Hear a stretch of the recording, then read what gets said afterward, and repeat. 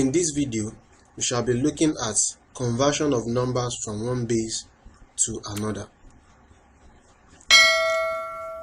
Here, when converting from one base to another, say from base 4 to base 5, we first convert the numbers to base 10 and then convert to the required base. So let's check some examples and see how that goes. So example, convert 432 base 4 to base 7, and 2, convert 127 base 8 to base 4. So what do? I said we convert first to base 10. So converting 432 to base 10, we know our first step is to label the index. So I have 0, 1, 2. So what do I do next? I multiply through, that's my expansion. So I have 4 times 4 raised to power 2 plus 3 times 4 raised to power 1 plus 2 times 4 raised to power 0. So that will give me 4 times 16 plus 3 times 4 plus 2 times 1. So this will give me 4 times 16 will give me 64, 3 times 4 will give me 12, 2 times 1 will give me 2. So adding this up now, I have my answer to be 78 base 10. So now that we have converted to base 10, so we are going to now convert to the required base, which we are to convert to base 7. So what do? We convert 78 to base 7. So how do? We do the long division by dividing 78 through by 7.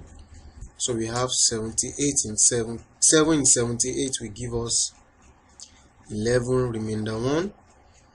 7 in 11 will give me 1 remainder 4. 7 in 1 will give me 0 remainder 1. So how do I write my answer from bottom up? So I have my answer to be 141 base 7. So that's simply the step you have to follow when converting from one base to another. So we just converted 432 from base 4 to base 7. Can you see it's pretty simple? So let's see another example. So we are going to be converting also 127 base 8 to base 4. So we convert this to base 10 first. So I do my labeling. So I have 0, 1, 2. So I expand this. I have 1 times 8 raised to power 2 plus 2 times 8 raised to power 1 plus 7 times 8 raised to power 0.